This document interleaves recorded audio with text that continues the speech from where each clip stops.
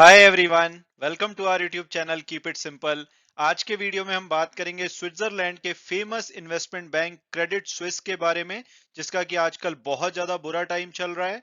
और मार्केट के जानकार ये मान रहे हैं कि ये अगला लीमन ब्रदर बन सकता है, यानी कि इसकी वजह से दुनिया भर में रिसेशन भी आ सकता है। तो आज के वीडियो में हम इस टॉपिक को डिटेल में डिस्कस करेंगे। और आगे बढ़ने से पहले अगर आपने अभी तक चैनल को सब्सक्राइब नहीं किया है तो प्लीज सब्सक्राइब करके हमें मोटिवेट कीजिए। तो सबसे पहले अगर बात की जाए कि भाई क्रेडिट स्विस करता क्या है, तो ये एक स्विट्जरलैंड में बेस्ड ग्लोबल इन्वेस्टमेंट बैंक और फाइनेंशियल सर्विसेज फर्म है। अगर आप स्विट्जरलैंड के टॉप बैंक्स की लिस्ट देखेंगे तो पहले नंबर पे आपको यूबीएस ग्रुप दिखेगा और दूसरे नंबर पे आपको दिखेगा क्रेडिट स्विस, यानी कि ये स्विट्जरलैंड का सेकंड लार्जेस्ट बैंक है।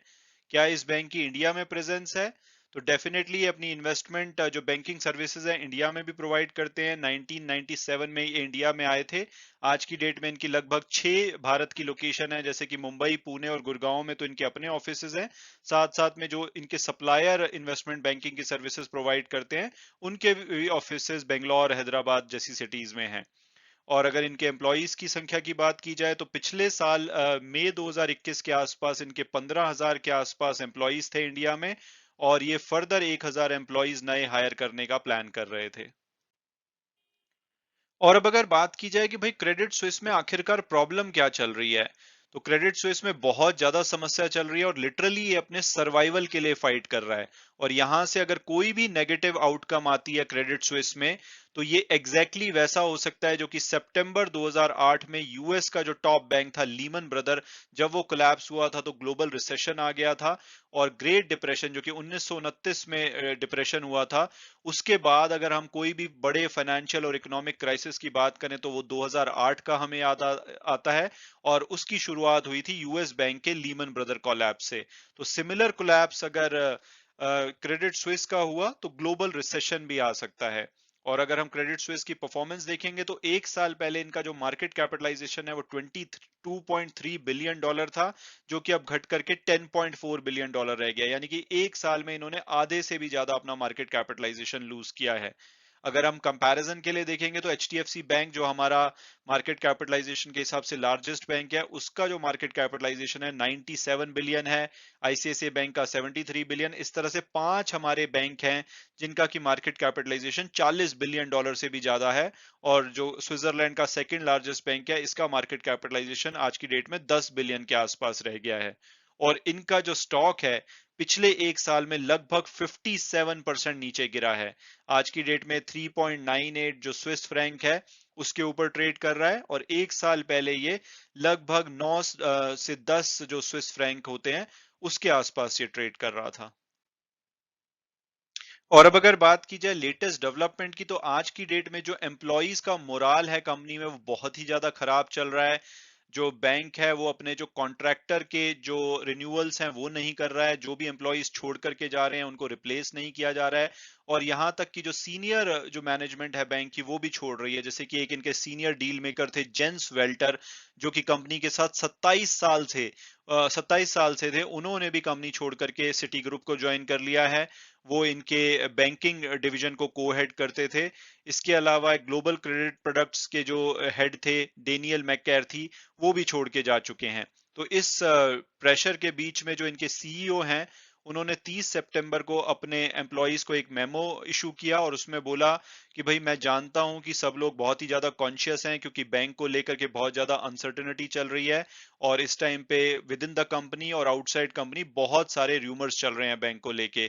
लेकिन इन्होंने बोला है कि अनफॉर्चुनेटली मैं अभी आपके साथ कोई भी शेयर नहीं कर सकता कि बैंक में क्या चल रहा है, क्योंकि जब तक कि इनके ट्रांसफॉर्मेशन प्लान जो कि इन्होंने बोला है अक्टूबर 27 के आसपास बाहर आएंगे, पब्लिक होंगे, तो उससे पहले इन्होंने बोला है कि मैं कुछ शेयर तो नहीं कर सकता हूँ डिटेल में, लेकिन मैं आपको सारी चीजें अपडेट करता रहूंगा जैसे जैसे चीजें मूव होंगी।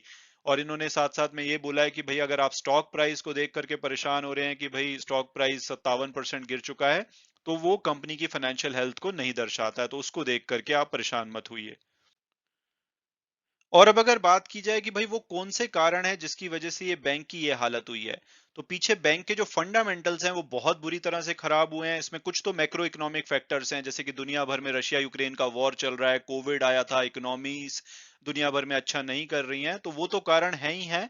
इसके अलावा कुछ कंपनी स्पेसिफिक भी प्रॉब्लम है इस बैंक के साथ, जिसकी वजह से आज ये बैंक ये दिन देख रहा है। तो पीछे काफी सारे स्कैंडल्स हुए हैं बैंक में, कुछ मिसहैपनिंग हुई है जिसकी वजह से इनके फाइनेंशियल बहुत बुरी तरह से इंपैक्ट हुए हैं। तो अगर हम लिस्ट आउट करें तो पहले पहले तो आपको एक यूएस जो हेज फंड था आर्किगॉस कैपिटल, जिसको कि बिल जो होंग थे इन्होंने फाउंड किया था, ये 2021 के शुरू में कोलैप्स कर गया था। इसकी वजह से क्रेडिट स्विस को बताया जा रहा है कि पिछले साल का जो फर्स्ट क्वार्टर था यानी कि 2021 का, इसमें 4.8 बिलियन डॉलर का लॉस बुक करना पड़ा था। इसके अलावा बैंक को अभी एक स्विस कोर्ट ने जून में फाइन किया था इनके कंट्रोल्स को लेकर के, क्योंकि इनके एक एम्प्लॉय पाया गया था वो बल्गेरियन जो ड्रग रिंग है उनके साथ मनी लॉन्ड्रिंग में इन्वॉल्व पाया गया था। तो बैंक के कंट्रोल को लेकर के स्विस कोर्ट ने इनको फाइन किया था। इसके अलावा जो इन्होंने अपने जो अभी सेकेंड क्वार्टर के रिजल्ट डिक्लेयर किए थे, उसमें ये 1.59 बिलियन स्विस फ्रैंक्स, जो कि 1.6 बिलियन यूएस डॉलर होते हैं, उतने का इन्होंने लॉस दिखाया था। और अगर हम पिछले साल से कंपेयर करें, यानी कि पिछले साल का जो जून क्वार्टर था, उसमें इनको 253 मिलियन स्विस फ्रैंक का प्रॉफिट हुआ था, यानी कि प्रॉफिटेबल से ये लॉस मेकिंग कंपनी बन गई थी। इसके अलावा कंपनी ने अभी जो अपने सीईओ को भी चेंज किया था, अल्रिच कॉर्नर जो नए सीईओ बन के आए हैं, साथ साथ में स्ट्रेटेजिक रिव्यू प्रोसेस भी स्टार्ट करी थी।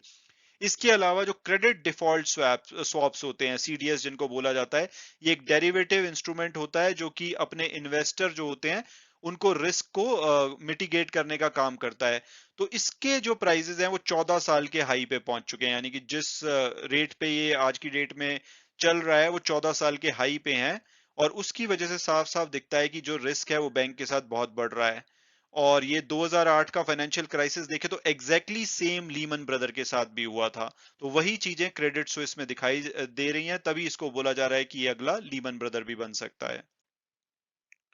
और अब अगर बात की जाए कि भाई जो क्रेडिट स्विस की मैनेजमेंट है वो क्या बोल रही है, वो कोई एश्योरेंस दे रही है एम्प्लॉइज को, इन्वेस्टर को, तो जैसे ये डेवलपमेंट सामने आई हैं कि इनकी मीडिया में काफी ज्यादा बुराई हो रही है, लोग कह रहे हैं कि ये लीमन ब्रदर बन सकता है, तो इस बीच में जो सीनियर क्रेडिट स्विस के एग्जीक्यूटिव हैं वो इन्वेस्टर के पास जा रहे हैं, अपने जो बिग क्लाइंट्स हैं उनके पास जा रहे हैं और उनको बोल रहे हैं कि भाई बैंक की जो फाइनेंशियल हेल्थ है वो बहुत ही स्ट्रांग है, आप जो मार्केट में जो शेयर प्राइस चल रहा है उसको देख के परेशान मत हुई। तो ये अगर इनके सीईओ देखेंगे तो इन्होंने भी अपने एम्प्लॉइज को एक मेमो भेजा है और उसमें बोला है कि भाई आप बैंक की जो स्ट्रॉन्ग कैपिटल बेस है, लिक्विडिटी पोजीशन भी बहुत ही अच्छी है, तो आप बिल्कुल भी परेशान मत होइए और जो स्टॉक प्राइस में हो रहा है उसको देख के तो बिल्कुल भी टेंशन मत लीजिए। तो भाई अब तो मैनेजमेंट ने साफ साफ बोल दिया, क्या ये गलत भी बोल सकते हैं? क्योंकि इन्होंने यहाँ पे ये भी बोला है कि भाई क्रेडिट स्विस अगला लीमन ब्रदर नहीं बनने वाला। तो अब तो एम्प्लॉइज इन्वेस्टर को भरोसा आ जाना चाहिए कि भाई मैनेजमेंट खुले में आके इतना कुछ बोल रही है। तो ऐसा कुछ नहीं होता। अगर हम हिस्ट्री देखें तो 8 सितंबर 2008 को जो लीमन ब्रदर के सीएफओ हैं उन्होंने बोला था कि हमारी जो कैपिटल पोजीशन है वो इस पॉइंट पे बहुत ज्यादा स्ट्रांग है। तो ये स्टेटमेंट आई थी लीमन ब्रदर के सीएफओ की 8 सितंबर 2008 को। और लीमन ब्रदर कोलैप्स कब हुआ था? 15 सितंबर 2008, यानी कि एक हफ्ते के अंदर कंपनी कोलैप्स हो गई थी, बंद हो गई थी, बैंकरप्ट हो गई थी। तो मैनेजमेंट डेफिनेटली जब तक लास्ट ब्रीथ तक, जैसे कहते हैं कि वो फाइट करने की कोशिश करते हैं, पैनिक को कंट्रोल करने की कोशिश करते हैं। तो अगर मैनेजमेंट ऐसा बोल रही है तो इसका मतलब ये नहीं है कि सारी प्रॉब्लम्स दूर हैं। अगर इतनी चीजें उठ के आ रही हैं तो हमें देखना होगा कि ये इवेंट कहाँ पे टर्न आउट होते हैं। 27 अक्टूबर जैसे इनके सीईओ बोल रहे हैं, अगर उस दिन कुछ बड़ा बाहर आता है तो ये एक बहुत बड़ी समस्या भी हो सकती है। मैं उम्मीद करता हूं कि आपको ये वीडियो पसंद आया होगा और आपने कुछ नया जाना होगा। Thanks so much for watching the video and God bless you all.